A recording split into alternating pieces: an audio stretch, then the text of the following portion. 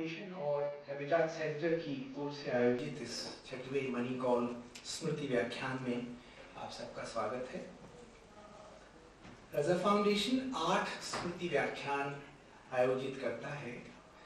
एक गुरु केलुचरण महापात्र के नाम पर, एक दार्शनिक दयाकृष्ण के नाम पर है, एक हबीब तनवीर की स्मृति में है, एक गायतोंडे की स्मृति में है। इस तरह के कुल 8 व्याख्यान हैं, जिनमें एक मणिकौल स्मृति व्याख्यान है। मणिकौल स्मृति ये 6वां मणिकौल स्मृति व्याख्यान है। आप ये जानते ही हैं कि ये व्याख्यान महान फिल्मकार और संगीतकार, क्योंकि मणि ध्रुपद के भी अनन्य गायक और गुरु थे, और चिंतक मणिकौल की स्मृति में आयोजित होता है। मणि देश के अनन्य कलाकार थे, और ऐसे कलाकार थे वो जिनके सहारे हमारी सभ्यता अपनी समृद्धि प्रकट करती थी और अपनी इस संभावना को चरितार्थ करती थी। वे 1911 में उनका देहावसान हुआ, और उनकी फिल्मों के प्रति सिनेमा के दर्शकों की जिज्ञासा देश विदेश में बढ़ती जा रही है। जिस वर्ष उनकी मृत्यु हुई, उसी वर्ष नॉर्थ में उसके अगले वर्ष संभवतः नॉर्थ में उनका रेट्रोस्पेक्टिव हुआ था फ्रांस में, और अनेक जगह पूरी दुनिया में उनकी फिल्में बार बार दिखाई जा रही हैं। और उनकी फिल्मों का कितना गहरा महत्व है फिल्मकारों के लिए, दर्शकों के लिए, वैश्विक सभ्यता के लिए, ये अब धीरे धीरे खुल रहा है। ये 6वां मणिकौल स्मृति व्याख्यान है। अब तक इस व्याख्यान माला में कुमार शाहनी, जो बहुत ही बड़ी फिल्मकार है हमारे देश के, दिलीप पटगांवकर, जो कुछ ही दिन पहले जिनका देहावसान हुआ, उन्होंने ये व्याख्यान दिया है। आशीष राज्याध्यक्ष ने दिया है, जो फिल्म के सिद्धांतकार हैं। जामिया मिलिया विश्वविद्यालय की एकेडमी ऑफ इंटरनेशनल स्टडीज की रश्मि दुरायस्वामी ने ये व्याख्यान दिया है, और 2 वर्ष पहले यही व्याख्यान गुरविंदर सिंह भी दे चुके हैं। आज का व्याख्यान दे रहे हैं देश के अप्रतिम फिल्मकार अमित दत्ता। अमित ने FTII से फिल्म निर्देशन का अध्ययन किया है। और एक विशेष बात यह है अमित के बारे में कि ये जब छात्र ही थे, उस दौरान बनाई गई अमित की फिल्मों पर अंतरराष्ट्रीय जो स्तर के आलोचक थे दुनिया भर के, उनका ध्यान आकृष्ट हुआ था। और ये बहुत भारत देश के लिए की फिल्म कला के लिए बड़ी गौरव की बात है, और अमित की अनूठी सृजनात्मकता का भी ये प्रमाण है। इसके बाद इन्होंने पिछले 1.5 से ज्यादा दशकों में लगभग 30 से 35 फिल्में बनाई हैं, जिनमें मुख्य फिल्में तो 35 हैं, बहुत लंबी लिस्ट हो जाएगी। क्रमशः अमित के जो उपन्यास जो बाद में प्रकाशित हुआ, कालजयी का वक्त, इस उपन्यास के एक अंश पर बनी फिल्म है, और इसको बम्बई फिल्म फेस्टिवल में श्रेष्ठ फिल्म का पुरस्कार भी मिला था। नैनसुख की दूसरी फिल्म है, जो बहुत ही अद्भुत फिल्म है, जो 18वीं शती के एक मिनिएचर चित्रकार नैनसुख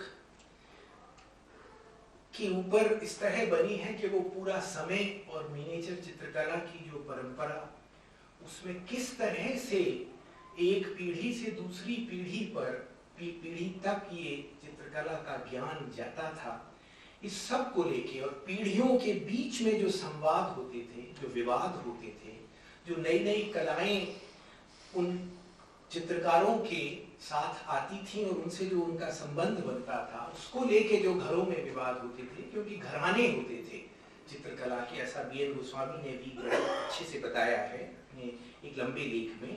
वो सब इस फिल्म में, और फिर उन चित्रों के पीछे क्या इतिहास रहा होगा और उसका क्या संभव ऑन्टोलॉजी है उन फिल्मों की, उस पर बहुत सुंदर फिल्म अमित की नैनसुख, इसको भी बहुत अंतर्राष्ट्रीय ख्याति मिली। आदमी की औरत और अन्य कहानियां, ये मंटो की और विनोद कुमार शुक्ल हिंदी के लेखक और एक उर्दू के लेखक, हालांकि हिंदी उर्दू अलग अलग पता नहीं क्यों सही है, उनकी कहानियों पे ये फिल्म है, आदमी की औरत एवं अन्य कहानियां। इस फिल्म को भी बहुत सम्मान पूरी दुनिया में मिला। फिर एक फिल्म सातवीं सैर, जो चित्रकार परमजीत सिंह के चित्रों के सानिध्य में बनाई गई फिल्म है। मैं जानबूझकर पर बनाई गई फिल्म नहीं कह रहा हूँ, क्योंकि ये फिल्म, अमित की फिल्म किसी पर नहीं होती वैसे, और वो चित्र और अमित के अपनी सृजनात्मकता और परमजीत जी की अपनी सृजनात्मकता, इसके बीच का एक संवाद है ये फिल्म सातवीं सैर। और अभी हाल में इनके बीच में बहुत सी फिल्में और भी हैं, और अभी हाल में हिमाचल के प्राचीन और प्रसिद्ध मंदिर मसूर मंदिर पर अमित की एक और लंबी फिल्म है, अज्ञात शिल्पी, अननोन क्राफ्ट्समैन, जो हमारे देश की जो क्राफ्ट की परंपरा और उसकी अपनी जो अंतर्निहित उसकी सृजनात्मकता है, उस पर एक अद्वितीय फिल्म है। और संयोग से उनकी एक फिल्म जो रामकुमार पर फिल्म है, red can also be sad, वो परसों हम रजा फाउंडेशन एलियंस फ्रांसे में शाम को हम दिखा रहे हैं। और रामकुमार जी पर ये भी बहुत खूबसूरत फिल्म है, जो रामकुमार, क्योंकि रामकुमार कहानीकार भी थे और चित्रकार भी थे, तो इन दोनों पक्षों के संवाद, उनके कैसे उनके जीवन में होते थे और उनके मानस में होते थे, इस पर ये फिल्म बहुत खूबसूरत फिल्म है। और इस बीच अमित ने छोटी छोटी सी बहुत सी फिल्में बनाई हैं, 5 मिनट की, 7 मिनट की। उनका अभी हाल में पूना में जो रेट्रोस्पेक्टिव हुआ था अमित का 4-5 दिन पहले, उसमें वो फिल्में भी दिखाई गई थी, जैसे शैवागम की शिक्षा, एक फिल्म है जिसमें वो द लेसन, उसमें वो शिक्षा को लेके कैसे ज्ञान अंतरित होता है गुरु से शिष्य के बीच में, जो कि हमारी सभ्यता का सबसे बड़ा इंस्टीट्यूशन है, गुरु शिष्य परंपरा, वो उस पर, और वो छोटी छोटी सी बड़ी खूबसूरत और गहरी फिल्में हैं। अमित की फिल्मों को बहुत अनेक राष्ट्रीय और अंतर्राष्ट्रीय पुरस्कार मिले हैं, और संसार भर के आलोचकों ने इनकी सिनेमा कला पर बहुत गंभीरता से लिखा है। मतलब सारे महत्व के जो फिल्म आलोचक हैं, उन्होंने अमित की फिल्मों पर बहुत गहराई से लिखा है। इन फिल्मों में भारतीय सभ्यता की अपने स्वरूप के बारे में लिखा है, अमित की अपनी जीनियस के बारे में लिखा है। अमित की फिल्मों का पुनरावलोकन, रेट्रोस्पेक्टिव, कई जगह पर दुनिया भर में हुआ है। बर्कले में अभी हाल में हुआ था, लुगानो स्विट्जरलैंड में हुआ था, और भी कई जगह हुआ, बम्बई में हुआ, पूना में हुआ, उसमें भी कोई 10-15 जगहों पर ये लंबी लिस्ट है। अमित ने फिल्म कला पर एक किताब भी लिखी है, जो हिंदी में, जिसका अनुवाद खुद से कुछ सवाल राजकमल प्रकाशन ने, रजा फाउंडेशन और राजकमल प्रकाशन ने वो छापी है। और ये बड़ी पुरानी परंपरा है, हमारे यहाँ डागरों में ये परंपरा बड़ी पुरानी थी कि हमारे जो परफॉर्मेंस और स्कॉलरशिप ये साथ होती थी। क्योंकि कालिदास को जैसे देख लीजिए, तो कालिदास को पढ़ते हुए आपको साफ समझ में आ जाएगा कि ये शास्त्र का बड़ा ज्ञाता है, ये artist as an innocent being, ये मॉडर्निज्म की एक बड़ी पतली सी धारा है, अब शायद सूख भी गई है, लेकिन कम से कम भारत में ये स्कॉलर परफॉर्मर की जो परंपरा है, उसी परंपरा में मणिकौल थे और उसी परंपरा के अमित दत्ता हैं। इसी अर्थ में आज इनका यहाँ व्याख्यान देना बड़ा सुसंगत है। 2 वर्ष पहले अमित ने एक उपन्यास भी लिखा है, कालजयी कमबख्त, बड़ा दिलचस्प नाम है, कालजयी कमबख्त, वो भी छपा है, वो भी बड़ा विचित्र उपन्यास है, हिंदी में लिखा हुआ अपने ढंग का उपन्यास है। अमित 2015 से 17 तक Indian institute of advance studies में भारतीय उच्च अध्ययन केंद्र शिमला के टैगोर फेलो रहे हैं, और वहां रह के इन्होंने जनगढ़ सिंह शाम की उन्होंने जो आत्महत्या की थी, वो भारतीय कला इतिहास के संदर्भ में एक आदिवासी चित्रकार की आत्महत्या को समझने की कोशिश की है। और बहुत ही खूबसूरत है। जनगढ़ सिंह शाम स्वयं आपको पता ही होगा कि ये एक प्रधान चित्रकार थे जो संगीत की परंपरा से आते थे, प्रधान लोग, और ये एक चित्रकला संगीतकार थे, इनकी पूरी संप्रदाय। और उसके बाद ये जनगढ़ सिंह शाम से ये लोग चित्रकला में आ गए, और एक बहुत ही बड़ी परंपरा चित्रकला की जनगढ़ सिंह शाम ने शुरू की। ये एक अजीब बात है कि एक व्यक्ति ने इसको शुरू किया, जबकि वो कला पारंपरिक है, क्योंकि वो संगीत की परंपरा है। लेकिन एक चित्रकार ने जब रूपांतरण किया संगीत का चित्रकला में, तो सारे उनके समुदाय के अनेक लोग चित्रकला में आए, और उनमें से कई इस वक्त अंतर्राष्ट्रीय ख्याति प्राप्त, मतलब सचमुच बहुत सराहे गए चित्रकार हैं और विलक्षण चित्रकार हैं। और ये किताब भी, लेकिन ये किताब जो अमित ने लिखी है, ये इस अर्थ में बहुत महत्व की है, इसको Indian institute of advance studies ने छापा है कि वो पूरी भारतीय कला इतिहास के संदर्भ में क्यों जनगढ़ सिंह जैसे एक विलक्षण आदिवासी चित्रकार जो है एक आत्महत्या की ओर सरकता चला जाता है। ये बड़ी, और ये हमारी अपनी सभ्यता, उसके प्रश्न पर बड़ी गहराई से विचार है इसमें। आज अमित जनपदीय सिनेमा की ओर विषय पर व्याख्यान दे रहे हैं। ये विषय भारतीय सिनेमा को बिल्कुल नई तरह से देखने का उपक्रम है। आपको पता होगा कि ये जनपदीय साहित्य आदि की जो चर्चा है, बहुत सशक्त रूप से वासुदेव शरण अग्रवाल, जो मैं समझता हूँ कि हमारे पिछले 50-60 साल के महानतम चिंतक भारत के रहे हैं, जिनको हिंदी में, हालांकि उन्होंने बहुत काम किया, लेकिन हिंदी साहित्य में लगभग विस्मृत चिंतक हैं वो। उन्होंने जनपदीय शब्द का उपयोग किया था, और उस शब्द से, उस पूरी अवधारणा से उन्होंने 2-3 निबंध जनपदीय संस्कृति पर 4 निबंध लिखे हैं। उसी से अमित ने ये जनपदीय सिनेमा की धारणा, क्योंकि जनपद एक किस्म का जो स्थानीयता है, लेकिन व्यापक अर्थ में स्थानीयता है, वो वहाँ से अमित उसमें प्रेरित होकर उन्होंने ये एक पूरा विचार विकसित किया है कि जनपदीय सिनेमा क्या हो सकता है, क्या होना चाहिए, और जनपदीय सिनेमा जो बना सकें इसके लिए शिक्षा पद्धति किस तरह की होनी चाहिए। क्योंकि अमित की जितनी चिंता अपनी फिल्में बनाने की है, उतनी ही चिंता इस देश में फिल्म कला की एक विचारशील, अपनी परंपरा को समझने वाली, क्रिटिकली समझने वाली एक परंपरा को, ऐसी फिल्म की परिपाटी को स्थापित करने की भी है। इसलिए अमित फिल्म के शिक्षण पर भी बहुत विचार करते हैं। इस व्याख्यान में भी उस शिक्षण को लेके कुछ संकेत अमित ने किए हैं।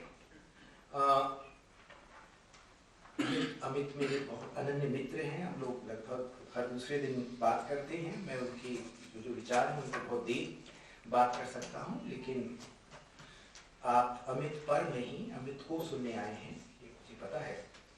और अब मैं अमित को आमंत्रित करता हूँ। पहले मैं अमित को कुछ फूल दूंगा, उनका स्वागत करूंगा, उसके बाद अमित को आमंत्रित करूंगा कि वे अपना व्याख्यान दें।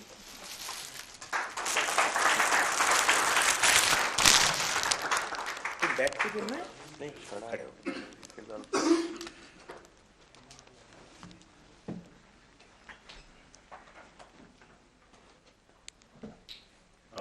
ये मेरा पहला व्याख्यान है कभी भी, तो अभी ये वर्क इन प्रोग्रेस जैसी कोई चीज़ है जो मैं थोड़ा सा आपके साथ शेयर करूँगा। इसका नाम मैंने रखा है जनपदीय सिनेमा की ओर। मैं रजा फाउंडेशन का आभारी हूँ कि मुझे मनी कौल मेमोरियल लेक्चर के लिए आमंत्रित किया गया। मेरे लिए ये महत्वपूर्ण इसलिए भी है कि मैंने मणि साहब और उनकी फिल्मों से बहुत सीखा है। वह खुद और उनकी फिल्में मेरे लिए हमेशा एक प्रेरणा स्रोत रही हैं और इस व्याख्यान का विषय का उनकी फिल्मों से गहरा संबंध भी है। पर इस व्याख्यान को मैं व्याख्यान न कहकर आत्ममंथन कहूँगा, क्योंकि सिनेमा जैसी जटिल विधा में उत्तर कम और प्रश्न ज्यादा मिलते हैं। जो भी मैंने एक सिनेमा के छात्र के रूप में सीखा समझा, उसको साझा करने का प्रयास मात्र है।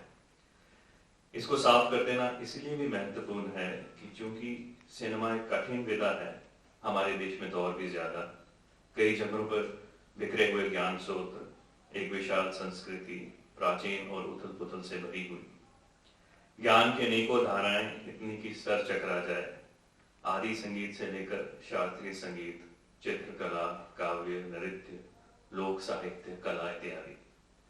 ऐसा ज्ञान का भंडार जिसका ट्राइबल, फोक या क्लासिकल जैसी श्रेणियों में आसानी से वर्गीकरण भी नहीं किया जा सकता। ऐसे समृद्ध देश में सिनेमा जैसी कला को साधना है तो थोड़ा विचार तो करना पड़ेगा। और जब समस्या इतनी जटिल होती है, उसको सरल करने वाले किसी भी विचार की तरफ हम तुरंत आकर्षित होते हैं। यह प्रवृत्ति मैंने अपने और अपने सहपाठियों में भी देखी। कभी कभी ऐसा लगता है कि हमारे देश में सिनेमा पर कुछ खास सैद्धांतिक विचार नहीं हुआ है, पर इसमें किसी का कोई दोष नहीं। इतने जटिल वातावरण में कुछ बनी बनाई धारणाएं मिल जाए तो अच्छा ही लगता है। एक भारतीय छात्र को सिनेमा से जूझते हुए ऐसे कई विपरीत विचारों का सामना करना पड़ सकता है। मसलन सिनेमा बनाने का तरीका यानी टेक्निक, शैली, जो मैं कर रहा हूं वह प्रेषित हो रहा है कि नहीं, आम दर्शकों तक पहुंच रहा है कि नहीं। अब आम दर्शक से मेरा क्या मतलब है? वह दर्शक जो अपनी किसी विधा में तो माहिर है पर आपकी विधा का अध्येता नहीं है, उसकी देखने समझने की कुछ खास आदतें हैं, उसको मैं अपनी बात समझा पा रहा हूं कि नहीं। अब जब हमने यही सोचा कि हम एक आम दर्शक की आदत ठीक से समझ लें, तो ये आदतें भी तो पिछले कई सदियों से बदल रही हैं। फिर भी हम उनकी वर्तमान आदतों का अध्ययन करते हैं, उसका अच्छी तरह अध्ययन करके उस पर महारत हासिल करके आप उनको अपनी बात समझाइए, मनोरंजन कीजिए इत्यादि। अब यह दर्शक उसको पसंद या नापसंद भी कर सकता है, पर आपका सिनेमा उसकी समझ के दायरे से बाहर नहीं जाएगा। या आप उनकी शैली को समझ को तो पकड़ लें, पर ऐसी अनोखी विषय वस्तु चुने जो उनको अलग तरह से सोचने पर मजबूर कर दे। और अगर हम बात करें फिल्म समारोह की, तो वहां का दर्शक जो सिनेमा से अच्छी तरह वाकिफ है और उनमें से कई उसका अध्ययन भी करते हैं, तो आपसे उम्मीद की जा सकती है कि आप कुछ नया करें। इसका एक दिलचस्प उदाहरण शतरंज से मिल सकता है। जब से कंप्यूटर आए हैं, उन्होंने काफी हद तक शतरंज को सुलझा लिया है। अब आप पहले से 15 से 18 चालों की घर पर तैयारी करके आ सकते हैं। अगर आप किसी ग्रैंड मास्टर की बात सुने तो कई बार वह नोवेल्टी की बात करते हैं। नोवेल्टी यानी ऐसी चाल जो पहले कभी नहीं खेली गई, उसका शतरंज के डाटाबेस में अभी तक कोई जिक्र नहीं। कई लोग जोखिम नहीं लेना चाहते, इसलिए रटी रिटाई चालें चलते हैं। कभी कभी सालों के बाद कोई नोवेल्टी सुनाई पड़ जाती है। इसी तरह कई बार लगता है कि सिनेमा भी बंद गया है। पर शतरंज की तरह फिल्म फेस्टिवल्स के पक्के नियम नहीं हैं। वहां आर्थिक और सामाजिक स्थितियों के कारण नियम भी बदलते रहते हैं। इसलिए विलक्षण से विलक्षण फिल्मकार का भी अप्रासंगिक बन सकने का अंदेशा हमेशा रहता है। आपने कुछ साल सिनेमा पर गंभीरता से काम किया। किसी भी विधा में सामान्य सी अंतर्दृष्टि पाने में भी कड़ी मेहनत, समय व लगन की आवश्यकता होती है। अब आप फिल्म समारोहों में अपनी फिल्म प्रासंगिक रखने के लिए अपने सिद्धांत और नियम बार बार नहीं बदल सकते। यहाँ एक और बात महत्वपूर्ण है। फिल्म फेस्टिवल में अगर आपकी फिल्म दिखाई जाती है तो आपकी अगली फिल्म के लिए पैसे एकत्र करना जरा आसान हो जाता है। तो ये महत्वपूर्ण है। जैसे कि हमें पता है कि सिनेमा कठिन होते हुए एक महंगी विधा भी है। हालत यह है कि जिसके पास कलम वही कवि। मुझे विश्वास है कि हम कई ऐसे महान फिल्मकारों की फिल्मों से वंचित रह गए हैं जो फिल्म बनाने के लिए पैसे जोड़ नहीं पाए। सिनेमा की पढ़ाई करते हुए समस्त कलाओं पर विचार करना पड़ता था। उन कलाओं का इस पर प्रभाव भी पड़ता है। बाकी कलाएं हजारों साल पुरानी हैं, सिनेमा अपेक्षाकृत नया है। तो जिन कलाओं का आपके सिनेमा पर प्रभाव पड़ा वह कलाएं कौन सी हैं, कहां से हैं, उनका अपना इतिहास क्या है, यह भी एक नई समस्या खड़ी हुई। उदाहरण देता हूं, भारतीय चित्रकला राजा रवि वर्मा के पहले की भारतीय कल्पना यानी रामायण कैसे चित्रित की गई। आप गुलेर कांगड़ा के लघु चित्र देख सकते हैं, बिल्कुल अलग कल्पना है, विलक्षण, परिष्कृत पर आम जनमानस में लोकप्रिय।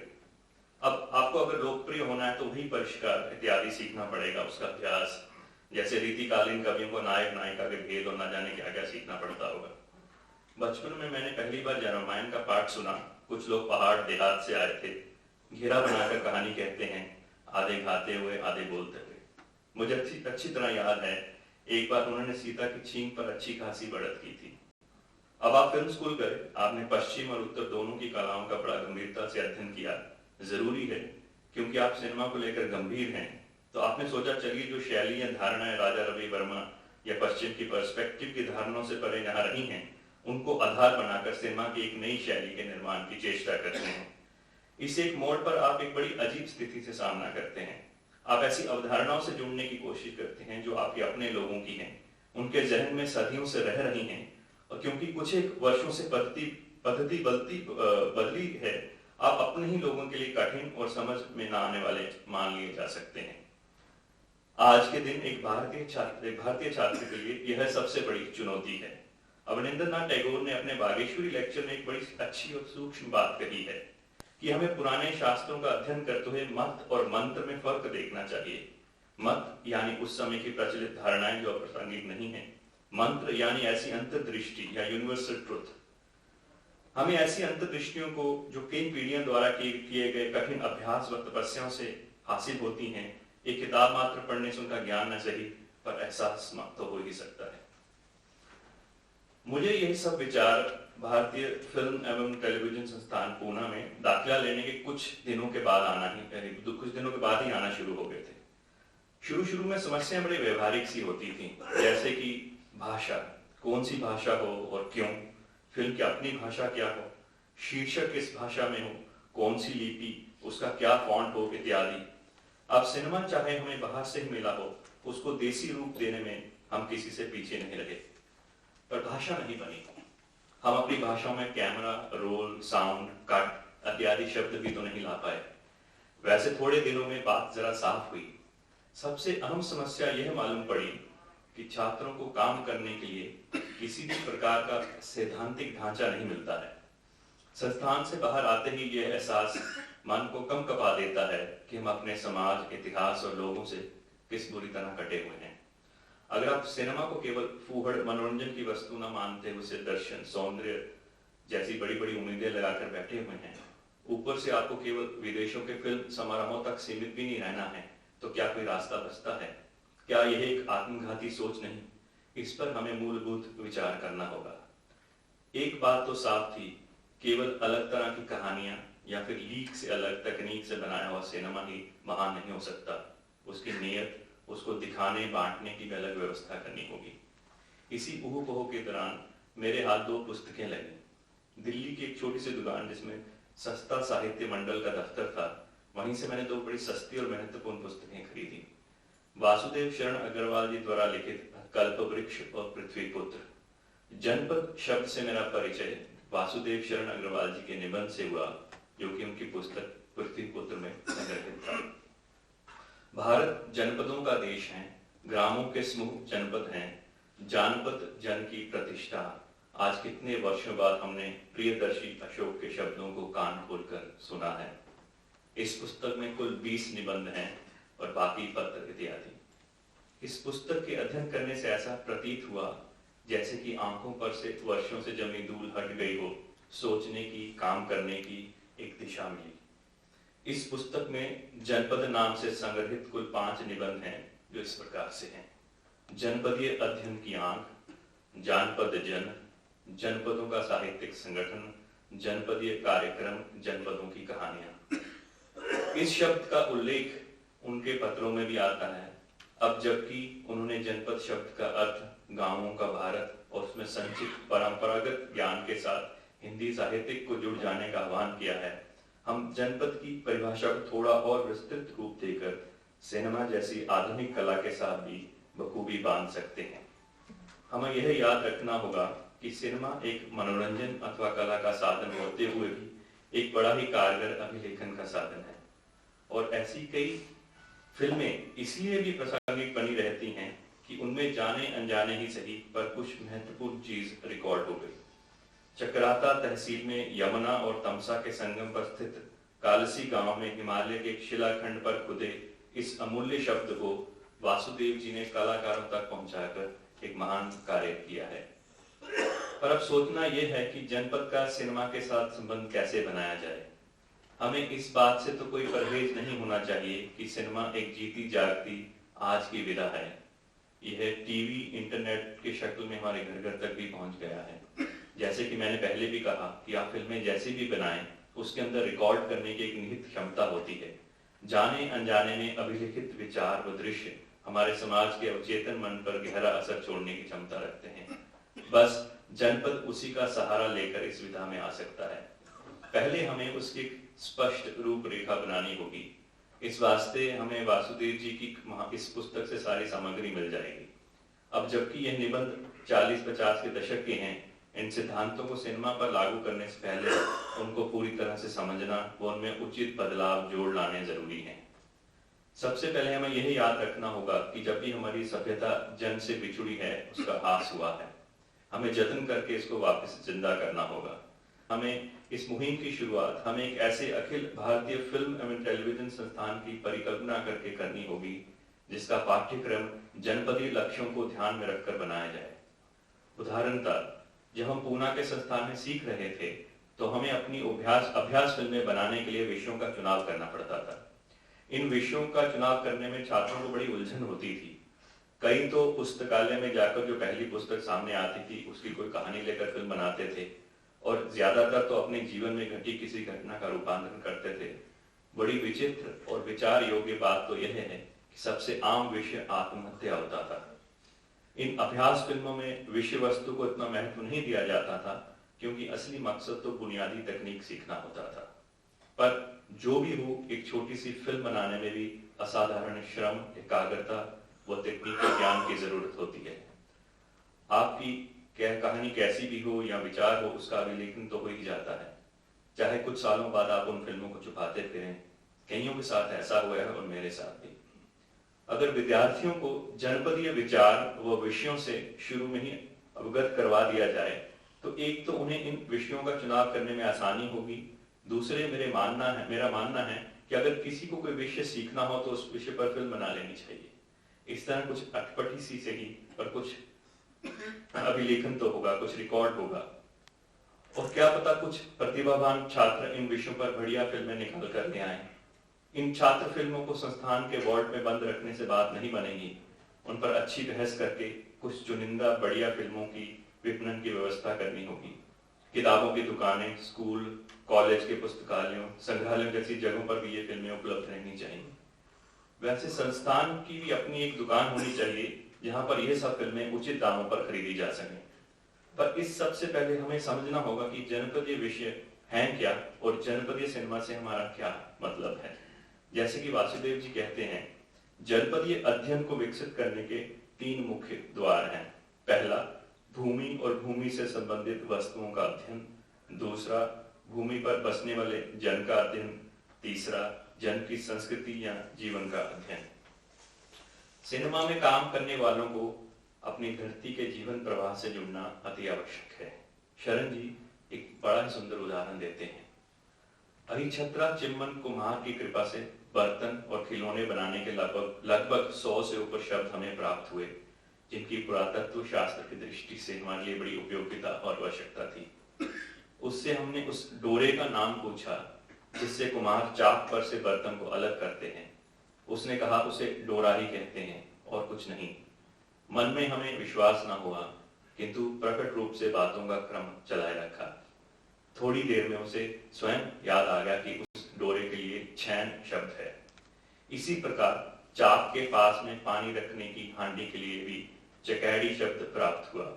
उसने अपनी परिभाषा में बताया कि चाक पर रखी हुई मिट्टी के गुल्ले से 3 फेरे में बर्तन बन जाता है, अर्थात पहले अंगूठा लगाकर फैलाना, फिर ऊपर का सूत कर सतर कर लेना, तब एक पोर अंदर और एक पोरा बाहर रखकर पिटार बनाना और अंत में उसे छैन से काट लेना। इस प्रकार की परिभाषित शब्दावली भाषा की वर्णन शक्ति को विकसित करने के लिए अत्यंत आवश्यक है। जनपदीय जीवन से इसके सहस्त्रों उदाहरण प्राप्त किए जा सकते हैं। जब हमारी भाषा या सिनेमा का संबंध जनपदों से जोड़ा जाएगा, तभी उसे नई प्राण शक्ति प्राप्त होगी। इसी तरह वह कहते हैं कि मिट्टी और हवाओं का अध्ययन का भूमि संबंधी अध्ययन विशेष अंग है। जलाशय, मेघ और वृष्टि संबंधी कितना अधिक ज्ञान जनपदीय अध्ययन से प्राप्त किया जा सकता है। हमारे आकाश में समय समय पर जो मेघ छा जाते हैं, उनके भिजोने, घोरने और बरसने का जो अनंत सौंदर्य है और बहुविध प्रकार हैं, उनके संबंध में उपयुक्त शब्दावली का संग्रह और प्रकाशन हमारे कंठ को वाणी देने के लिए आवश्यक है। ऋतु संहार लिखने वाले कवि के देश में आज ऋतुओं का वर्णन करने के लिए शब्दों का टोटा हो, यह तो विडंबना ही है। ऋतु ऋतु में बहने वाली हवाओं के नाम और उनके प्रशांत और प्रचंड रूपों की व्याख्या जनपदीय जीवन का अत्यंत मनोहर पक्ष है। फागुन मास में चलने वाला फगुनहट्टा अपने हड़कंपी शीत से मनुष्य में कभी उत्पन्न करता हुआ पेड़ों को झोल डालता है और सारे पत्तों का ढेर पृथ्वी पर आ पड़ता है। दक्षिण से चलने वाली दक्षिण वायु न बहुत गर्म न बहुत ठंडी भारतीय ऋतु चक्र की एक निजी विशेषता है। वैशाख से आधे जेठ तक चलने वाली पछुआ अपने समय से आती है और इस फूहड़ स्त्रियों के आंगन का कूड़ा करकट बटोर कर ले जाती है। आधे जेठ से पुरवैया हमारे आकाश को छा लेती है, जिसके विषय में कहा गया है, भुइयां लौट चले पुरवाई, तब जानू बरखा ऋतु आई। भूमि से लौटती हुई धूल उड़ाती हुई यह तेज वायु सबको हिला डालती है, किंतु यही पुरवाई यदि चैत के महीने में चलती है तो आम लसिया जाता है और बौर नष्ट हो जाता है। लेकिन चैत की पुरवाई महुए के लिए वरदान है। महुए और आम के अभिन्न सखा जानपद जन के जीवन में पुरवैया का सबसे महत्वपूर्ण स्थान है। जनपद वधुएं इसके स्वागत में गीत गाती हैं, तनिक चलो हे परवा बहिन हमें मेघ की चाह लग रही। इसी प्रकार पानी को लाने वाली शुक्री हवा है जो उत्तर की ओर से चलती है और जिसके लिए राजस्थानी लोकगीतों में स्वागत का गान गाया गया है। सूर्या उड़ी बादली जागी रे, हे सूर्या उड़ना बदली लाना, अथवा रीति मती आए पानी भर लाए, अर्थात हे बदली रीति मत आई और सूर्य के संग आई। हमारे आकाश को सबसे प्रचंड वायु हौहरा हविधारक जो ठेठ गर्मी में दक्षिण पश्चिम के नैऋत्य कोण से जेठ मास में चलती है, यह रेगिस्तानी हवा प्रचंड लू के रूप में 3 दिन तक बहती रहती है, जिसकी लपटों से चिड़िया चील तक झुलसकर गिर पड़ती है। अब जरा सोचिए, क्या यह सब जानकारी हमारे छात्रों को मिलती है?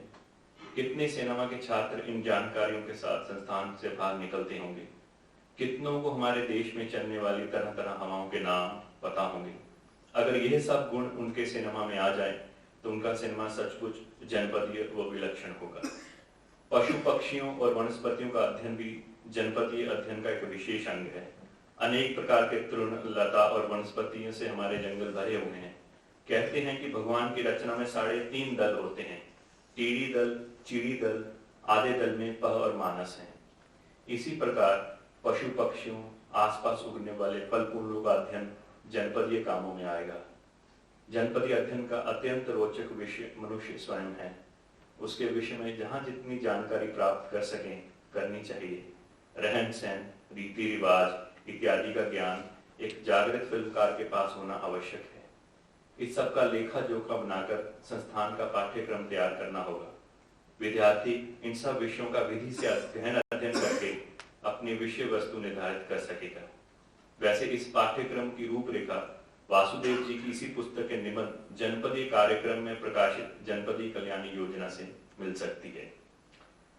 वर्ष 1 साहित्य, कविता, लोकगीत, कहानी आदि जनपदीय साहित्य के विविध अंगों की खोज और संग्रह, वैज्ञानिक पद्धति से उनका संपादन और प्रकाशन, भाषा विज्ञान की दृष्टि से जनपदीय भाषा का सॉन्ग टोंग अध्ययन अर्थात उच्चारण या ध्वनि विज्ञान, शब्दकोश, प्रत्यय, धातु पाठ, मुहावरे, कहावत और नाना प्रकार के पारिभाषिक शब्दों का संग्रह और आवश्यकता अनुसार सचित्र संपादन रिकॉर्डिंग। वर्ष 2 स्थानीय भूगोल, स्थानों के नाम की उत्पत्ति और उनका इतिहास, स्थानीय पुरातत्व, इतिहास और शिल्प का अध्ययन, पृथ्वी के भौतिक पदार्थों का समग्र परिचय प्राप्त करना अर्थात वृक्ष, वनस्पति, मिट्टी, पत्थर, खनिज, पशु, पक्षी, धान्य, कृषि, उद्योग धंधों का अध्ययन। वर्ष 3 जनपद के निवासी जनों का संपूर्ण परिचय अर्थात मनुष्यों की जातियां, लोग का रहन सहन, धर्म विश्वास, रीति रिवाज, नृत्य गीत, आमोद प्रमोद, पर्व, उत्सव, मेले, खान पान, स्वभाव के गुण दोष, चरित्र की विशेषताएं, इन सब की बारीक छानबीन और पूरी जानकारी प्राप्त कर ग्रंथ रूपी फिल्मों में प्रस्तुत करना। यह सब बाकी सिनेमा की तकनीकी पढ़ाई के साथ सम्मिलित करने से होगा। विद्यार्थी साल भर अपनी जो भी अभ्यास फिल्में बनाए वो इन विषयों को ध्यान में रखकर अपनी पटकथा लिख सकता है। वर्ष के अंत में जो एक फिल्म बनानी होगी उसके लिए उसको पूरी स्वतंत्रता होगी, पर मुझे पूरा विश्वास है कि साल भर के गहन अध्ययन का उसके जीवन और फिल्मों के स्वभाव पर भी गहरा असर पड़ेगा। इस एक प्रक्रिया से संस्थान के पास कुछ ही वर्षों में प्रचुर अमूल्य जनपदीय सामग्री संग्रहित हो जाएगी। इन फिल्मों को बड़े करीने से लिखित सामग्री के साथ उचित वितरण करना होगा। आने वाली नस्लों के लिए बेहद उपयोगी सिद्ध होंगी। सबसे बड़ा लाभ यह है कि संस्थान के छात्र को यह सब शिक्षा लेकर संन्यास ले पहाड़ पर या फिर निराशा से घर पर जा बैठने की जरूरत न होगी। उन्हें भारतीय समाज की मुख्य धारा से जुड़ना होगा। अब जबकि उनके पास एक विस्तृत सैद्धांतिक ढांचा है, उन्हें कला फिल्मों के अलावा टीवी पर रोज आने वाले धारावाहिक, मनोरंजक फिल्में, पत्रकारिता से लेकर अध्यापन या फिर उच्च शिक्षा के लिए जाने से भी कोई हर्ज नहीं। मनी साहब की फिल्म माटी मानस इस जनपद सिनेमा का एक सुंदर उदाहरण तो है ही, पर हम जानते हैं कि रेणु सरी के लेखकों ने भी फिल्मों की पटकथाएं लिखी हैं। मुख्य धारा में ऐसे लोगों के समावेश से भारतीय समाज का भीतर से सुधार होगा। जैसे कि मैंने पहले ही कहा, यह सब मेरा मत है, मत।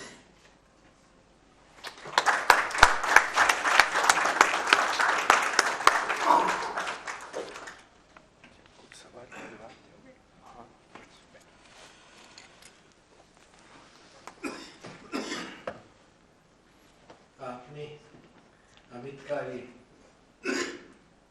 अद्भुत व्याख्यान सुना। ऐसे बहुत कम व्याख्यान होते हैं जिसमें इस देश के लिए कुछ प्रस्तावना सी होती है और बनी बनाई फिजियोलॉजी का इस्तेमाल नहीं होता है, जिनको सुनते सुनते कान पक गए हैं और उनमें कुछ निकलता नहीं है।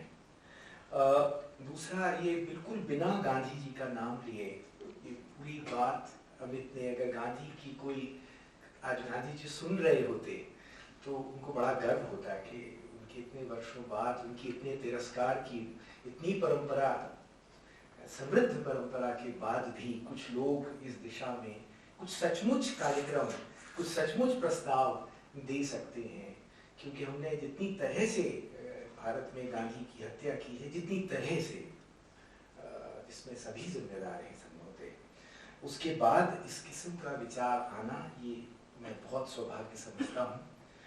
जैसे अमित ने ऋतु संहार की बात की, अगर मैं हिंदी की अधिकांश लेखों से संहार शब्द का अर्थ पूछूं कि इसमें ऋतु संहार में संहार क्या है, तो ये बिना जनपदीय ज्ञान के पता नहीं होगा। संहार का समेटना होता है। 6 अध्यायों में कालिदास ने 6 ऋतुओं को समेट दिया है। ये गालिब की कि मेरा कि गालिब का है अंदाज़े बयां और उससे कमतर बात नहीं है। ये कालिदास कह रहे, मैंने 6 ऋतुओं को 6 अपने अध्यायों में ऋतु संहार के समेट के रख दिया। ये ऋतु साक्षात है। ये जनपदीय, ये संहार का अर्थ गांव में साधारण लोगों को ये सब पता होते थे। अब तो खैर हम लोगों ने उनको भी बड़ी व्यापक स्तर पर नष्ट करने का उपक्रम कर लिया है। अगर आपके मन में कोई अमित से पूछने योग्य प्रश्न हो, कुछ आप कहना चाहें, क्योंकि अमित ने खुद ही कहा कि ये तो अभी वर्क इन प्रोग्रेस है, तो आप अगर कुछ उसमें कहना चाहें तो आप उसके लिए स्वतंत्र हैं। 10-12-15 मिनट आप कह सकते हैं, आप अगर चाहें तो जरूर कहें।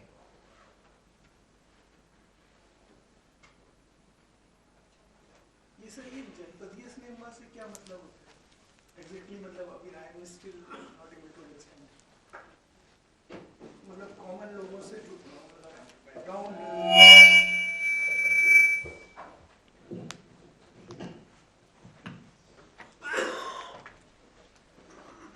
मनी कॉल आई मीन ने कुछ ऐसा कुछ जनपदीय सिनेमा बनाया है, जैसे द क्लाउड डोर काफी फेमस मूवी है, देखी भी है मनी कॉल की, तो उसके साथ इसको कैसे रिलेट करेंगे मनी कॉल की फिल्म मेकिंग को जनपदीय सिनेमा के साथ? That is my second question. Thank you. माटी मानस जो दूसरी फिल्म में भी, जब मैंने जनपदीय सिनेमा की बात की तो अभी तो खैर उसमें तो मैंने बोला ही कि जो नॉलेज सिस्टम्स हैं हमारे गाँव में या कहीं पे भी, उसके साथ जुड़ने का आह्वान जो भी राइटर हैं या फिल्म मेकर्स हैं।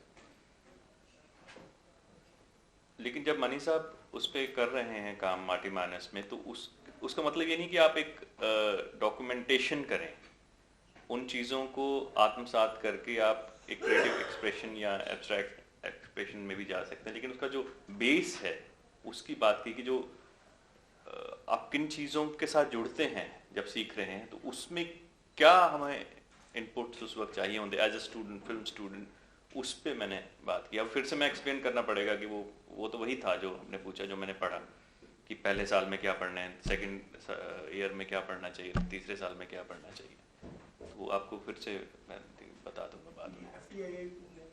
हाँ, एक ऐसा होना चाहिए कि हमें कैसे पढ़ाई करनी चाहिए और किन विषयों से हमें पता होना चाहिए कि क्या क्या विषय हैं, और उनसे, और उसके बाद आपको फ्रीडम भी होनी चाहिए कि एक डायडेक्टिक फिल्में या एक बहुत ही वैसे नहीं बनानी है। फिल्में तो बिल्कुल क्रिएटिव एक्सप्रेशन है, वो तो जैसे आप बनाना चाहें, एब्स्ट्रैक्ट बनाना चाहें या डॉक्यूमेंटेशन या डॉक्यूमेंट्रीज कर बनाना चाहें वैसे करें। लेकिन ये जो वो है उसमें इसको बंद करना है, तो ऐसे करते तो मुझे दिमाग में नहीं आता है तो उस वजह से मुझे लग रहा है। क्या ये कह सकते हैं कि जो डॉक्यूमेंट्रीज होती हैं, रियलिटी सिनेमा या रियलिटी फिल्म्स होती हैं, डॉक्यूमेंट्रीज होती हैं, तो आर दे जनपदीय सिनेमा बाय डिफॉल्ट, मतलब उनमें फिक्शन नहीं होता है तो दे आर बाय डिफॉल्ट? नहीं, इंटरेस्टिंग नहीं, अच्छी बात है, लेकिन डॉक्यूमेंट्री फिल्म जनपदी होती है ये बिल्कुल सच नहीं है। कुछ हो सकती है, लेकिन जनपदीय विषय तो अभी पता ही नहीं है हम काफ़ी लोगों को, मुझे भी नहीं है। तो उसके लिए कैसी आपने वो हम जो नॉलेज सिस्टम खोते जा रहे हैं उसके साथ कैसे जुड़ना है, उसकी तो एक टेक्निक और उसकी तो प्रणाली बनानी होगी। वो कैसे की जाए वो मैं सोच रहा था जब मैं पढ़ रहा था FTI में, तो मेरे दिमाग में आता था कि हम किस पे फिल्म बनाओ, ये विषय क्या हो, और पहले तो अपने ही जीवन सच क्या है। तो पहले तो अपना ही जीवन सच लगता था कि जो मैंने जिया है 20-21 साल में, जब मैं इंस्टीट्यूट में गया हूँ, तो उस समय मेरे जीवन में क्या क्या हुआ और जो मुझे अच्छा, तो उसके साथ ये जुड़ा हुआ जो है वो सच है। अब वो आपने एक दो चीजें वहां से की, फिर अब क्या पढ़ाई करें और उसका क्या स्वरूप हो, उसमें कैसे जुड़े, वो चीजों के लिए ये जब मैंने किताब पढ़ी तो मुझे लगा कि यार ये तो बहुत अच्छी एक सिलेबस सा है, और उसमें अगर आप पढ़ाई करें, और ये नहीं है कि आपने वही उन्हीं विषयों पे फिल्म बनानी है, ये थोड़ी इसमें मैंने बात ज़्यादा उससे कहने कोशिश की है कि उन्हीं विषयों पे फिल्म बनाने से तो फिर वो डायडेक्टिक सा काम हो जाएगा। उन विषयों को आत्मसात करके, इंटरनलाइज करके आपको अपनी चीज़ें बनानी है, लेकिन पता होना चाहिए कि हमारी हवाएं कैसी हैं, हमारे पानी कहाँ से आ रहा है, हमारी ज़मीन कैसी है, हम जिस पे रह रहे हैं उसका क्या स्वरूप है, हम कौन सी जगह रह रहे हैं, उसकी वातावरण कैसा है, उसके लोग कैसे, पहले कैसे थे, अब कैसे हैं। तो ये पूरा इंफॉर्मेशन जब आपके पास होगी तो आप कुछ भी बनाएं उसके अंदर ये आ जाएगा। इनफैक्ट पुराने फिल्मों में काफ़ी जगहों पे ये थी चीज़ें लोगों को पता होती थी, 50-60s तक तो काफ़ी हिंदी की जो मुंबई में भी फिल्में बनती थी उसमें उनको पता होती थी काफ़ी चीज़ें, जो मैं बड़ी आश्चर्य की बात है कि उसमें काफ़ी सारा जनपदीय ज्ञान ऑटोमेटिकली है। तो धीरे धीरे धीरे वो, जैसे हम जब कॉन्शियस फिल्म मेकर, जब हम बड़े सजग फिल्म मेकर हैं, हम FTA में जाते हैं, पढ़ाई करते हैं, तो उस समय हमें कैसा इनपुट चाहिए उस पर मैंने विचार करने की कोशिश की है। अभी भी मैं इसको इलेबोरेट करता जाऊंगा। तो it means literacy of Janpada is relate to culture. Literacy of Janpada is relate to culture. Yes. It means, yeah. as you say. Amit ji इसको इस रूप में भी देखेंगे कि जो हमारा बहुत सारा समकालीन सिनेमा है, या काफी से समस्या है, नहीं मुझे लग रहा है कि रोज आप सुन पा रहे हैं वो? जी जी। तो उसको वो कहाँ स्थित है, किस जगह स्थित है? जैसे कि हम प्रेमचंद की बात वो रिकॉर्ड कर रहे हैं असल करते हैं, तो पकड़ लीजिए उसको जी। अब कहते हैं कि प्रेमचंद जो है उनका साहित्य यूनिवर्सल है, शाश्वत है, उसमें सारी मतलब हर बड़े साहित्य में हर कोई अपने आप को ढूंढ सकता है, लेकिन फिर भी उसका एक लोकेल है, एक जगह है जहां पर कि वो घटता है और उससे वो चीज उसके शाश्वत या उसके यूनिवर्सल होने में कोई बाधा नहीं आती है। और आपने कहा कि पुरानी फिल्मों में जिसको हिंदुस्तानीपन कह सकते हैं, भारतीयता कह सकते हैं, भारतीयता भी अपना बहुत विभिन्नता से भरी हुई चीज है, कोई एक चीज नहीं है, लेकिन उसके बहुत सारे रूप हैं। पर बाद में हमने देखा है, मुझे याद आता है हम लोग बहुत हंसते थे, कच्चे धागे थी चंबल की घाटियों पर, उसमें गाना था कि जा रे जा तेनू रब्दा वास्ता, तो रब्दा वास्ता चंबल की घाटी के लोकगीत में नहीं हो सकता। तो इस तरह से हमारी पूरी फिल्म, क्योंकि शायद लिखने वाले गीतकार थे, तमाम लोग थे, तो फिर से उस लोकेल में कहीं ना कहीं वापस लाना। जैसे मैं घरौंदा को भी अपने आप में जनपदीय फिल्म मानता हूं उस अर्थ में कि मुंबई का जनपद उसमें नजर आता है। ये एक संघर्ष है, जो एक प्रेम कथा है जो मुंबई में घट रही है, और वो भी अपने तरह का एक आधुनिक जनपद है जी। तो इस रूप में अगर आप देखें कि शायद, या आप अगर विचार करें कि जो बहुत कुछ हमारे समकालीन सिनेमा में हिंदुस्तानीपन घटा है, जो विमल रॉय तक में, गुरुदत्त में, बाद में काफी दिनों तक हमें नजर आता है, उसे कैसे ढूंढा। या नाटकों में जैसे कि विजयदान देथा की कहानी छत्तीसगढ़ की परिवेश में घटित कराते हैं। हाँ, विजयदान देथा एक अच्छा उदाहरण है जनपदीय उनका रेणु की तरह। तो उसका जो वातावरण है वो, अभी ये इसमें एक मॉरल पोजीशन लेना बड़ा मुश्किल है। इसका सबसे इम्पोर्टेंट तो यह है कि आपको विषय और आपका जो सोचने का दायरा विस्तृत होने के लिए क्या क्या टेक्निक्स हम as a student, as a film students हम ले सकते हैं। तो उसमें ये मुझे लगा कि बहुत ही एक इम्पॉर्टेंट ये चीज़ है। आपने बिल्कुल ठीक बोला कि ये जो जैसे हवाओं के नाम हैं, वो फोक सॉन्ग्स बने हैं, या हवाएं तो अभी भी वैसे ही चल रही हैं, वो तो चेंज नहीं हुई जब समय के साथ। तो उसका, और हमारे जैसे कि हमारी माँ हैं या दादी हैं, वो महीने अलग तरीके से गिनती थी, और उनको पता होता था ये महीने में, और हमारे वो उनके महीने, हमारे जो महीने थे उनके बीच में कहीं आते थे डेट्स, तो वो हमें समझ में नहीं आता था, लेकिन उनको एक पता था। तो वो मुझे कहीं ना कहीं लगता था कि वो नॉलेज सिस्टम कहीं ना एक अंडर ग्राउंड, एक नीचे चला जा रहा है, और उसके साथ अगर हम जुड़े तो शायद एक ज्यादा जुड़ा हुआ सिनेमा जो ज्यादा रेलेवेंट हो, ज्यादा बात करे, रूटेड हो, और चाहे वो कैसा भी हो, वो नैरेटिव सिनेमा हो, जैसे मैंने बोला टीवी के सीरियल हो, जो भी हो, जब वो रूटेड होता है तो उसके अंदर जो वो एक, मुझे लगता है कि एक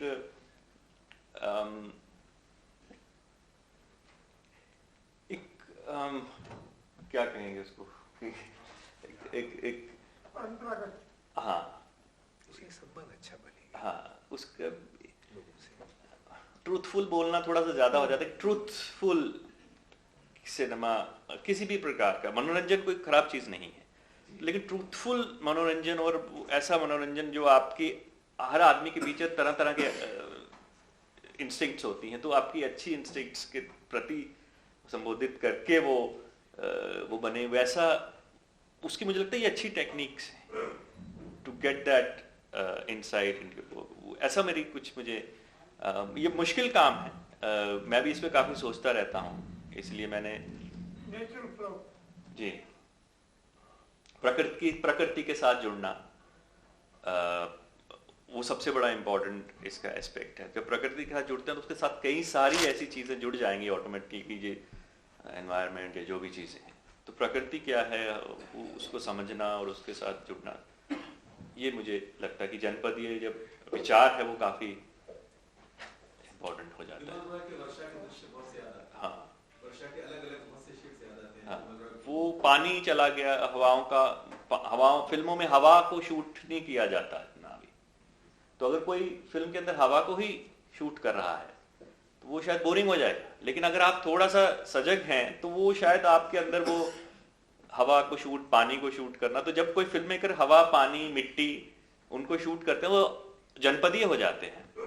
जैसे माटी मानस में तो मिट्टी का उन्होंने जगह जगह किया और उसके रूप पूरे भारत में और घूम घूम के, तो वो जनपदीय विषय ही हैं।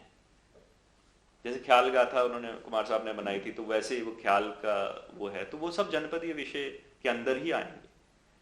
तो उसमें तटस्थ रह के आपने ये सब स्टडी करना है और उसके बाद फिल्में बनानी है जो आप बनाना चाहते हैं। उसमें तो इंस्टिंक्ट और प्रतिभा है, वो उस पे अगर ये चीज हावी हो जाएगी तो उसका पर्पस चला जाएगा। ये मेरा thank you.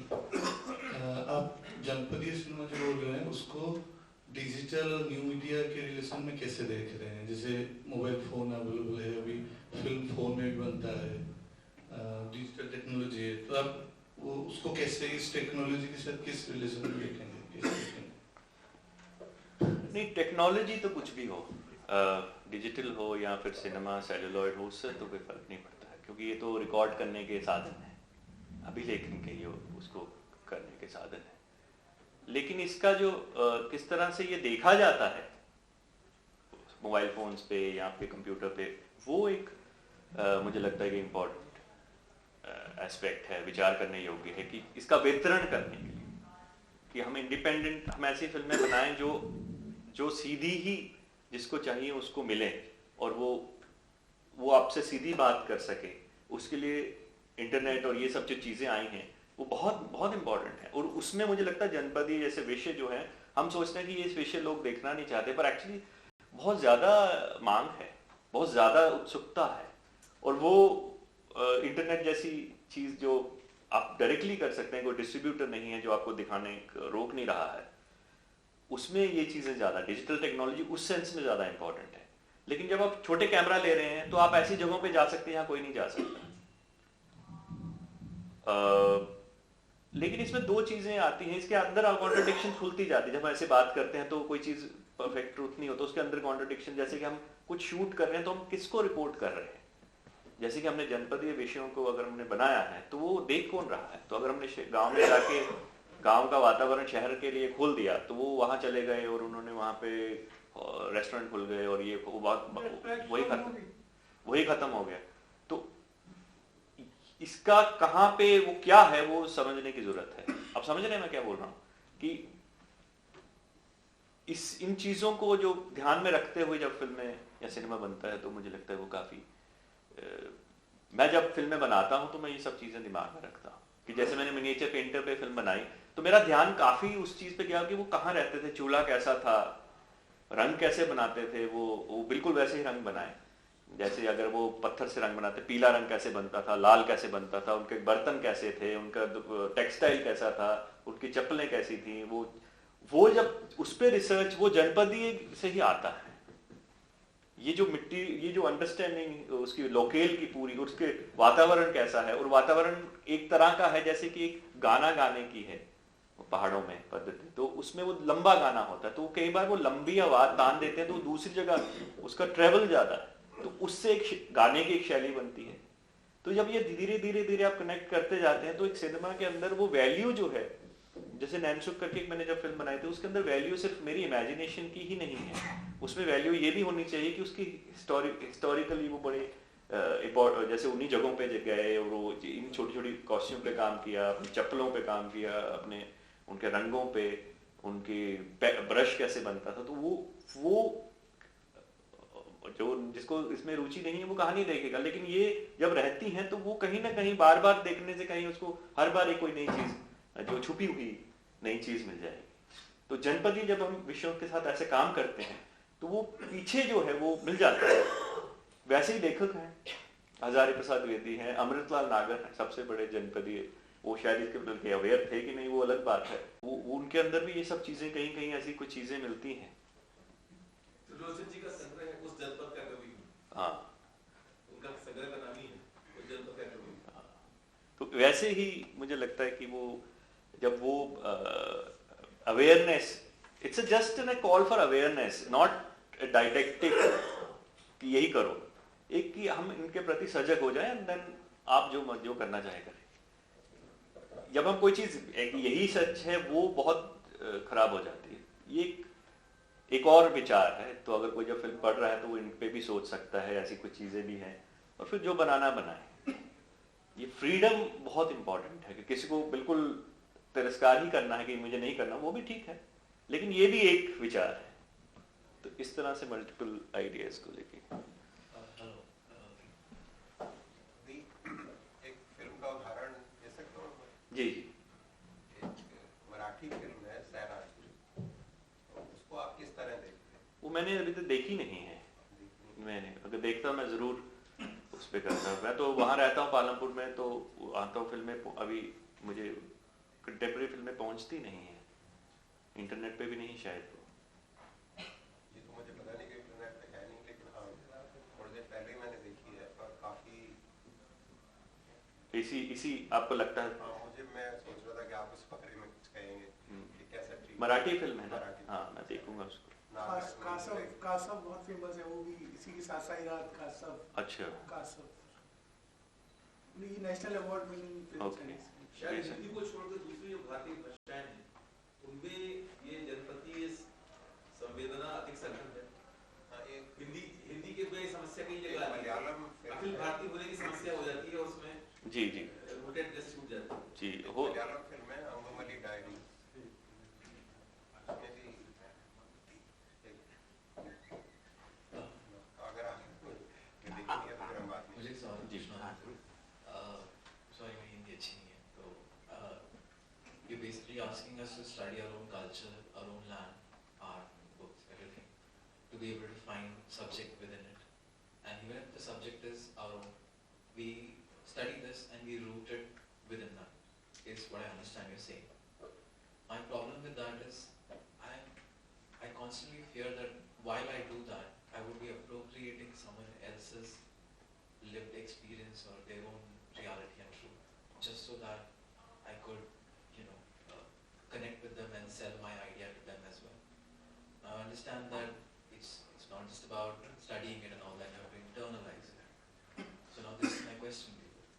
How do I internalize, even though this is part of India, this knowledge and all that, I am Indian in that sense, and we are all connected in a long way, but I still don't feel completely connected.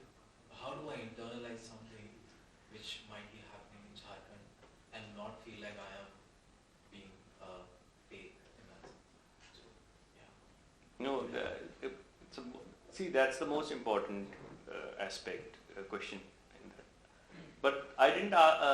My idea was not to that you study the culture and then you make film on them. I say you make whatever you like and study it and let it come naturally. Whatever you might have found something in Jharkhand or wherever, and that you wrote something in Delhi about suppose somebody who works from Jharkhand works in Delhi. And then when you're making a film on that person, you know that something where that, so you might connect something. So you internalize and see the idea is that you read a lot, the instinct is based on that you work a lot, you read a lot, you go through these subjects and then you completely forget it and make something on your own. If you become conscious of what you're studying and then you start making, the study is never the subject. It can be sometimes you find something very interesting in some documentary, you would say, okay, let me make on this textile or something. But the idea of as a creative filmmaker is not to become a didactic about what you're reading, but just keep on reading and internalizing. And I'm just saying that being aware of this knowledge system is existing and it's not being studied, at least by me when I was a student. I think that's why I said in the first, that is Atman Manthan, that it's almost addressed to myself, the whole thing. Because when I was studying, I struggled with what should be the subjects. And then I saw a lot of my classmates also struggling. What are the subjects we should study? And then when I read these books, I saw this huge flow of wonderful ideas and knowledge system flowing around us, and we don't ever connect. So is there a way to connect? So he gave the first year syllabus, second year syllabus. So if you do systematic study of your own land, culture, and then you become actually much more open to the more ideas. You can go, it never hinders the progressiveness of your mind. It will actually give the impetus to your, if you don't want to, modernity. So when we say you have to study your tradition very well to be real modern.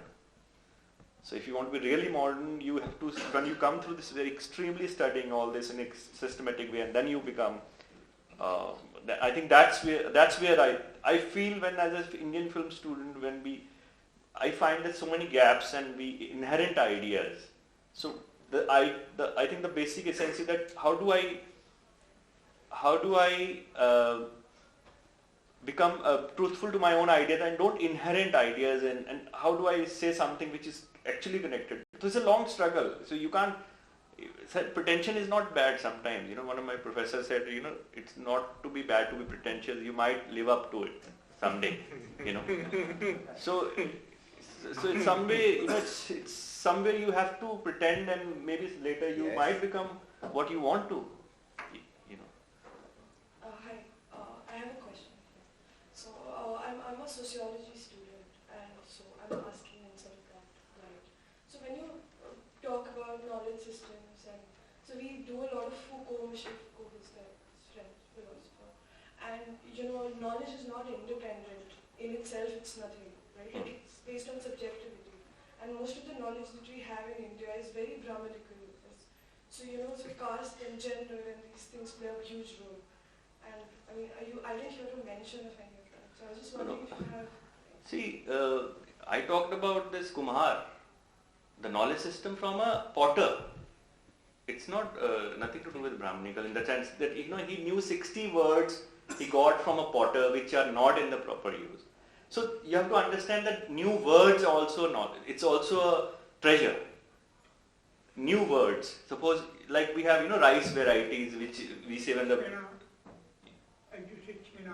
Chena, chakadi, and all those words are not in the usage. So this is actually going against what you're, I'm just saying that it's actually make it much more, open and comprehensive, rather than becoming didactic only one stream. So my idea is that study, we were very, from Indian civilization has been very harsh on their craftsmen.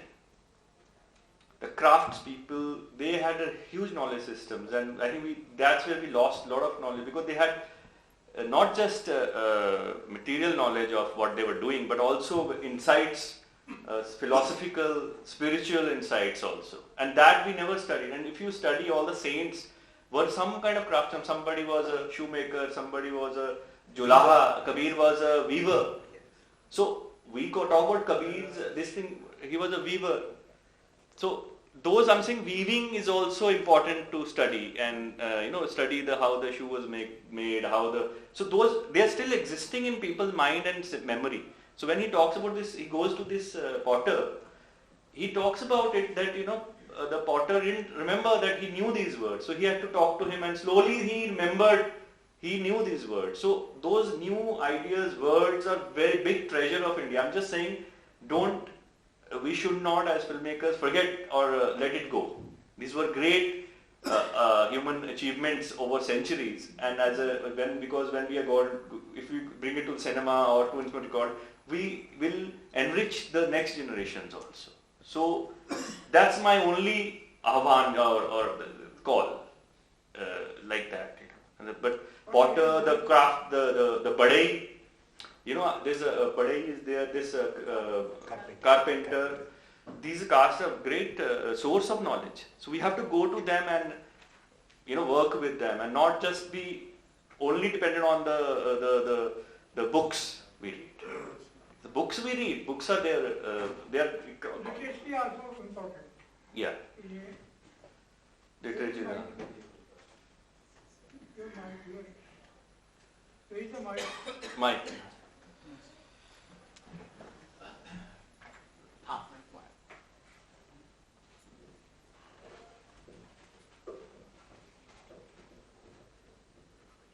How to decide it? How you decide it? Root of Janpada is related to Manicord Memorial. How to decide? How you decide it? Yeah. Do you see the? No, it's a good question. I'm just saying that I decided. I think his films, knowingly or unknowingly, were also dealing with Janpadiya subjects, like Thumri or this Mati Manas, clay. So a lot of subjects, and he Drupad, and he did. And most interesting part, which I find very close to me in his films, and is that he internalized all this, but made completely intuitive, creative work, abstract and full of cinema exuberance. And that cinematic exuberance should not go from filmmakers. Duvida is also Vijayanatha. So all those things are there. That Bahi is writing. So Bahi is how to make a Bahi. You know, the paper making. If you go to other Sialkot, they were making this paper, handmade paper, and then the printers used it. So it's a complete how to make a pen. So that knowledge system I am very interested in. I think once that comes in the background, maybe not the foreground of your work or a story, but it's a background of whatever you're making. Background of literacy. Whatever you're making, I think can become. Last question. Yeah, go ahead. मेरी एक वैचारिक विडंबना है आपसे कि आपने एक बात कही और मैं बिल्कुल अग्री करता हूँ कि एक तरह की अवेयरनेस या इमिनेंस की जरूरत है, बट जो दूसरा पहलू है, जो एक्सप्रेशन की बात है, जिससे हम कह रहे हैं कि वो सिर्फ इंफॉर्मेशन नहीं होना चाहिए, वो डायडैक्टिक नहीं होना चाहिए, बट एक इस तरह का एक्सप्रेशन जो कुछ नए दिशा की तरफ बढ़ सकता है, और ये माटी मानस में दिखता है. Mati Manas is not document on pottery. उस फिल्म में जिस तरह के एलिमेंट्स साथ आते हैं, ऐसा लगता है कि कुछ नया गढ़ा जा रहा है पॉटरी के माध्यम से. मैं समझना चाह रहा हूँ कि आपका जो सिलेबस या जिस तरह से आपने सोचा है इसको वैचारिक तौर पर, ऐसा लग रहा है कि जो एम्फेसिस है वो इमिनेंस, वो अवेयरनेस पर है, बट एक्सप्रेशन, जो ये जो जर्नी है अवेयरनेस से एक्सप्रेशन की तरफ, इसको आप कैसे सुलझाएंगे इस सिलेबस के तौर पे? क्योंकि इस अभी भी जो जिस तरह का सिनेमा बनाया जा रहा है, जो स्मॉल टाउन फिल्म्स बन रही है और काफ़ी पॉपुलर हो रही है, उसमें कुछ जनपदीय एलिमेंट्स हैं, बट वो सिर्फ इंफॉर्मेशन के तौर पर है. उनको यूज़ करके उनके जरिए एक बस स्टोरी कही जा रही है.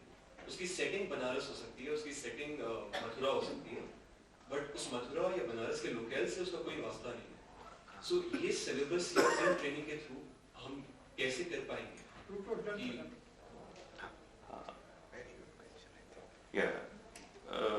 आप बोलना चाहेंगे इस पे? नहीं तुम बहुत अच्छा पूछा.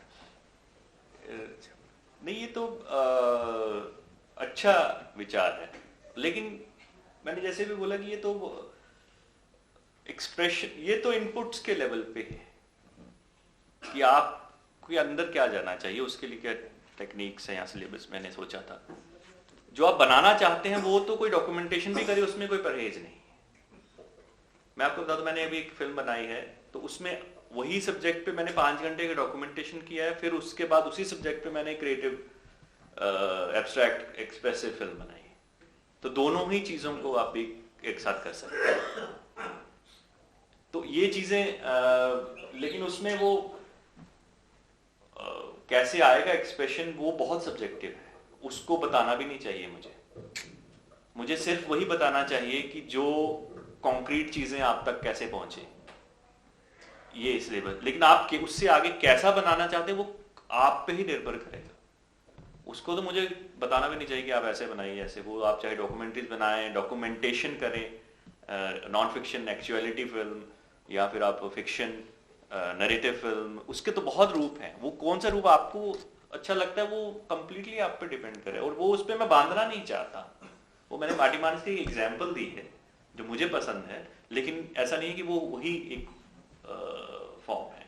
बहुत सारी फॉर्म्स हैं, तो आप जिसके साथ जुड़ेंगे वही इम्पोर्टेंट होगा, या आपका अपना नेचर क्या है, you know, as a film maker your own.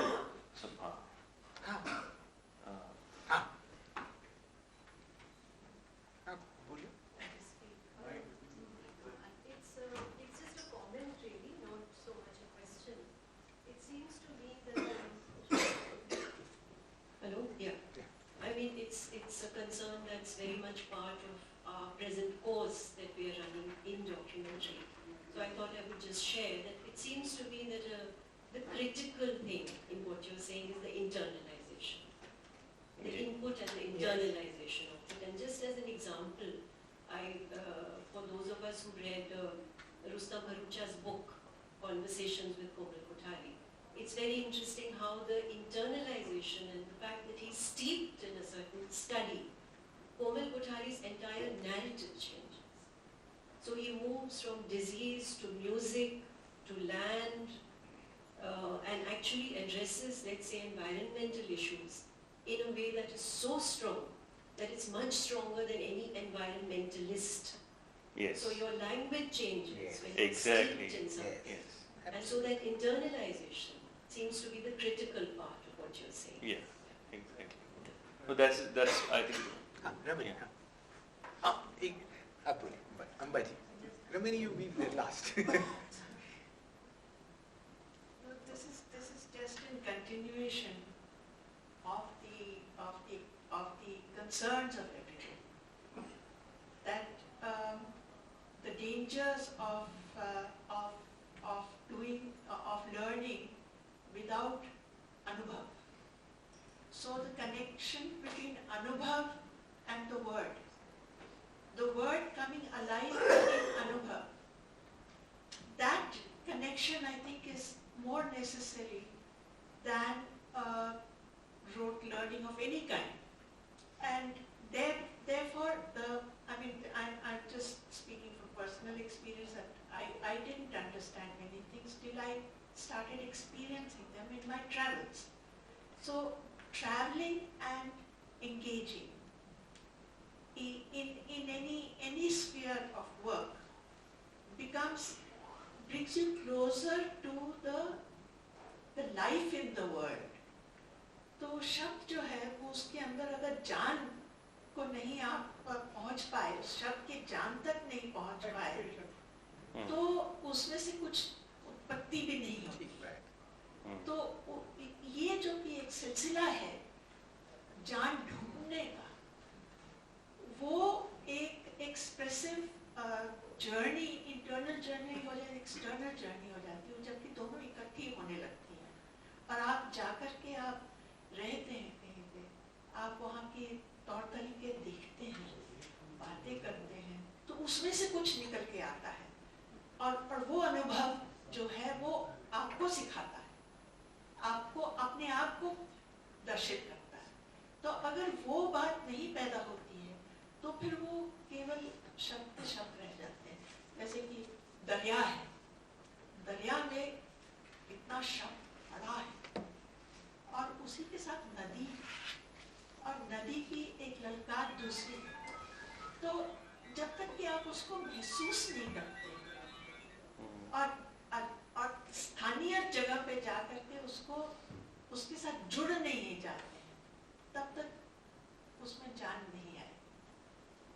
I feel that is also a necessary part of being able to inculcate and develop your own expression. Because it's your understanding, it is your mind, your heart, that your spirit, if it can develop a kind of dialogue with all of this, then something new comes out. Yes, exactly. And there are two very important aspects in it. I want to make clear it. One is that there is one aspect of institution, a film institute. That is the core of this whole.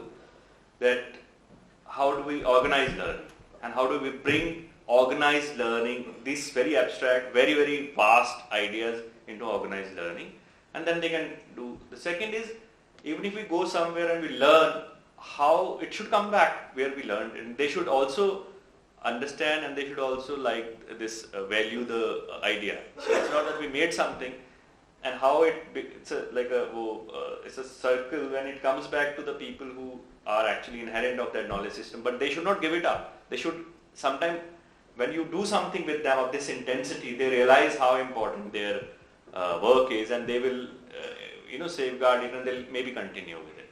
So I think that circle is also very important of bringing it back to where it starts from. I remember this one old house we found in Guler. We wanted this mud house. The person who was a shopkeeper, he had made a new concrete house, but he had kept one portion of his old mud house just because he thought there is some value to it. He said, it was for my grandparents and my father, and I didn't throw, he had no idea. I found it extreme, and I shot my film there because that was an old house he retained just as a memory of what. I think this idea that these things are, and also the words and usage of words and many things we have, very fine crafts we have lost. I remember this, we had a print in Jammu, certain print making, that is completely gone. So I think once suppose we had made a film and something comes out and they realize, okay, this is something interesting, we can, maybe just, suppose it came in a TV serial, this idea. So that person saw the TV serial where this print is shown. So I'm just saying that bringing these ideas also, in whatever form one chooses, is also very important. And when Anubhav, which we have on the field, also should be internalized by the, how do we make sure that it's valued as much as we by the people? So there should not be no binary between the person. So I think whom are you reporting to your work is become a very critical question in this. Impression with experience. Yes. Ramani. Go ahead.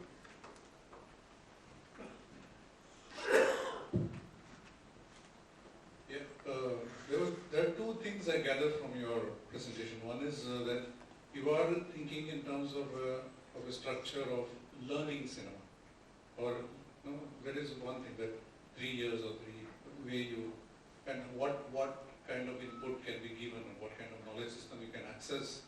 That is one thing. The other thing is that when you say towards Janapatiya, do you mean Janapatiya means people? Is it people cinema? Yes. What is the exact translation? Yes, it could be like that. Okay. So exact is that collection of villages called Janpad, Gramo ka Samoh. That few villages together is called Janpad. So people, it's called people cinema. People cinema. Yeah. Now, one is a syllabus, a kind of a suggestion of what could be learned and where it can be accessed and what kind of sources can be accessed. And like somebody mentioned that any knowledge source you access is wrought with all kind of problems and biases and subjectivities and even politics. But when you say that this is people's cinema, and it becomes more problematized for me. People's in the courts itself is a hugely subjective thing and hugely politicized notion and largely appropriated by a whole lot of stakeholders, I would say. So I was wondering how the notion of people can be itself freed from the notion of people cinema, or in the sense that the people itself should be freed from it, the way the notations of that is. In fact, I would say that any kind of expression which does not feed into the people cinema is actually the people cinema, in my opinion. Because anything that feeds into it is always appropriating something, is playing biases, is playing various kinds of partialities and all kinds of, even politics. So I would say that works of art or works of any expression which moves away from it, and even takes stances to penetrate or disperse or disrupt, or those kind of work would be, in my opinion, is more people cinema than feeding mechanisms of any kind from any knowledge source. Yeah, I think first we need, my idea is that the two things. One is that first this I think word can't, people, I just said it because to make it in English, but I think first to liberate it by not translating it. Yes. Just keep it as Janpad cinema and not, because then it opens up, because the word has come from Ashok rock at it. And I think that's one thing. Second is that to disrupt, first we have to construct. There should be some construction too. So I think what I felt that I need to internalize a lot of ideas, and I went to many books and places just to find how do I learn something. I think that's where this book was a very great thing for me, that it gave me a structure to think. I think it could give. Can you please name the book once again? Yeah, it's called Prithviputra. But read everything. He wrote one called Panini Kal Bharat. By anything by Vasudev Sharan Agarwal is great. So how the Panini from Panini he brought the material details. So you understand, and then you go ahead. I'm not saying you start celebrating or get stuck to it. I'm just saying for me, it's all for me that let me get connected to how do I talk to my art director, suppose. It's as practical as that. How do we make the sets? How do we make the costumes? How do we make so it comes to that. So I'm very concerned about the cinema. I didn't touch upon the technique of cinema at all, like he was saying that how to become exhibit. I didn't want to go into that. That's a different thing altogether about my own understanding of film theory and all that. That I wrote the whole book. The rest of chapters are only about cinema. But this was only aspect which I touched upon, which I thought was closer to the new idea, which I could think of for myself, which I thought very interesting to share. That at least we should first know. When I was studying, I started making experimental cinema right away. And a lot of my classmates and my teachers used to tell me that first you learn the grammar and then break it, which I found very interesting comment, because if I learn the grammar, I will be spending so much time, wasting time in learning, and then I will be breaking it. So why don't I do exactly what I want to do from the beginning and then refine it? Similarly, I think that debate goes into this structure also. So, but anyway, these are very interesting thoughts for me. I'm still writing it. It's just the first. I actually cut it half before coming. I didn't want to make it very long. It was almost 20 pages, so I cut it to 8 pages. I thought it should not be too long. So it was very long paper. Yeah. Just a brief one, which at the end you mentioned about as a performing arts is bothering me, but I think comparatively it should be on the cinema, the distribution part of it. Because we are talking about the creative process, but the product has arrived. And in that sense, I think isn't it possible time to separate the artist in you from the person who takes up your product? Take it to people. If you want to use the word people, take it to the people. Because I think there is a system which needs to be parallel to you. Because I think the entire burden to find your audience is also lying on your shoulders, which is becoming slightly a problematic thing in today's world. You can say, okay, it's coming in our mobiles, it is going in so many digital worlds, but you need a partner to work for you, and there's no partnership out there. No, that's why I'm saying the whole thing was in context with FTII, where I studied, and it had huge resources. It still has a lot of resources. I thought when I was doing this, I was doing only how a film student learns and how we make an institution. I think we need institutions, and they bring certain quality to the. I would never have studied cinema if I didn't go to FTII. That's very clear, and with such less money and huge scholarship, and you almost spend nothing. So, and I really cherish and value that part of that institute. And then I said, okay, but there's something. What was that emptiness I felt as a film student, and what should I do? And so I think from that point of view, I thought maybe they should have one distribution center in front of the institute. One, where all the films are very much labeled and they're given idea. So a lot of institute films are Janpati. They're wonderful films in their wards. From 1964, they are collecting wonderful films, and they can be very distributed. So that was my very simple on that level. But on the personal level, I think I have a great belief in internet technology. I'm a great believer of it. I think internet is a wonderful thing which could happen to a writer or a filmmaker.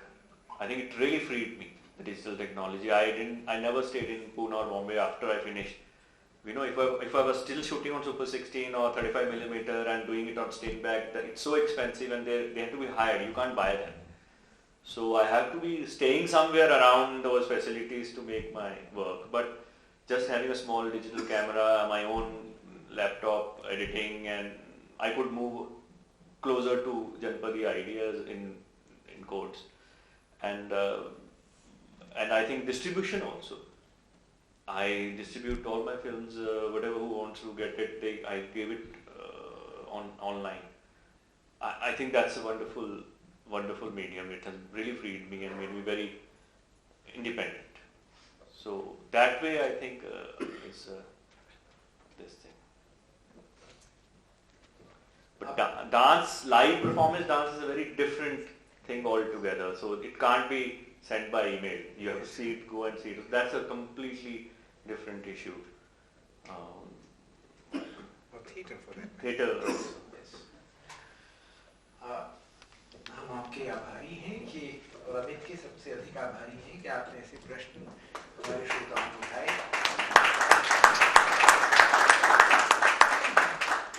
और जाहिर है कि ये बहुत मुश्किल सवाल है, जैसे कि रमणी के सवाल में आ ही गया कि जनपद को अगर आप ईगो से बदल देते हैं तो व्हाट आर द डिफिकल्टीज। तो पहले तो अपनी भाषाओं को आना पड़ेगा की ओर आना पड़ेगा, वो सब है इसमें। आई एम श्योर ये सारे सवाल हमारे खुद के सोचने के हैं। अमित एक फिल्म मेकर है, अमित के पास दुनिया के सारे सवालों के हल होते तो अमित यहाँ क्यों बैठे होते। हम आप सबके बहुत आभारी हैं कि आपने समय निकाला और इतनी गहराई से इस संवाद में हिस्सा लिया। धन्यवाद।